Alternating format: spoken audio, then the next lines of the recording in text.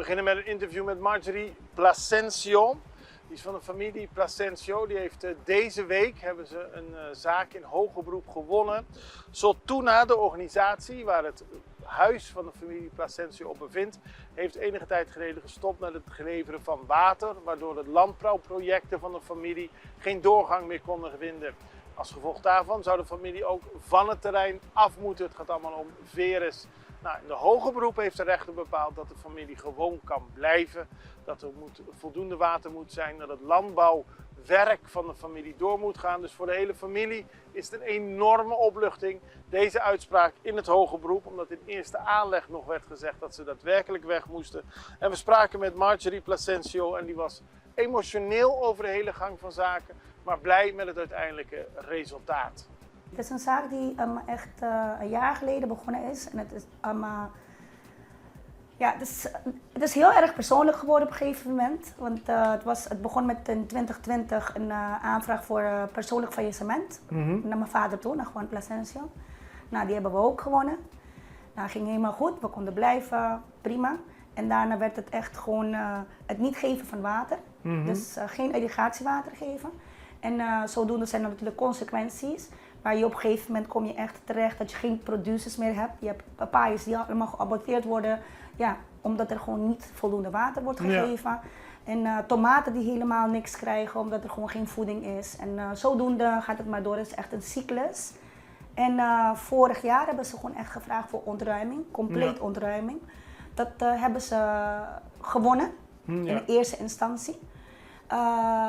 En het heeft echt mee te maken, wat ik ook net vertelde, van toen we echt naar de hoog beroep zijn gegaan, hebben zij echt, dus het aanrecht heeft besloten, zij gaan gewoon echt naar Soltuna toe. Ze gaan echt naar Desavan en dan gaan ze echt de situatie bekijken.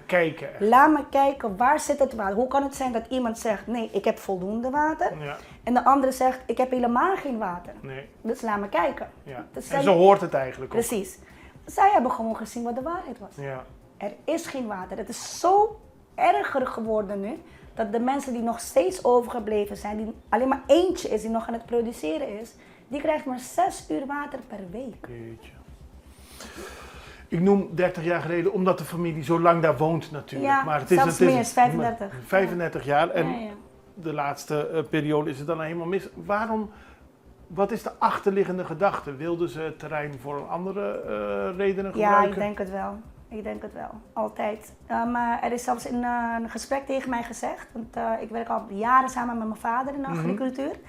En de terreinen, hoofdkantoor van Soltuna, laten we zeggen, ligt hier. Ja. Ja?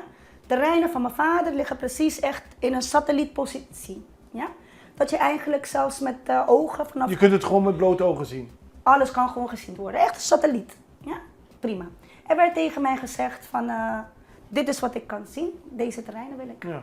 Ik bleef maar zeggen, mensen, jullie hebben 40 hectare grond, waarvan 30 hectare nooit aangeraakt is. Waarom heb je die van mij nodig? Ja. Nou, het zit gewoon echt in mijn visie. Ik wil alles rondom mij, niet zo ver. En dat was een van de redenen. Jeetje. Ja. Hoe is de familie er nu onder? Ja, we zijn blij omdat we het allemaal terug hebben gekregen natuurlijk. Maar... het is heel zwaar economisch gezien. We hebben een hele jaar door van één advocaat naar de andere advocaat, naar de tweede advocaat Olga Kostrovski. Nou, die heeft wel alles gewonnen. Een situatie vonnis die jij hebt gelezen. Maar eerder dan dat hebben we al andere advocaten gehad. Een verhuizing was echt, moet je maar voorstellen. Een huis, prima. Verhuizing, 35 jaar in een huis gewoon, dat is al duur. Eén. Weet je wat het is, het ontruimen van een 6 hectare grond die agricultuurslangen heeft? Jeetje. Elke moederslang heeft zo'n dikte. Dat was niet normaal. Dus het was echt... Ik moest mijn auto verkopen. Ik ga heel erg diep en persoonlijk erin. Families moesten allemaal geld lenen. We moesten leningen aanvragen. Leningen weer terug betalen. Dus ja, je moet je maar voorstellen, economisch gezien is het echt heel erg dik. Maar dat is niet opeens zomaar opgelost met deze uitspraak. Nee, helemaal niet.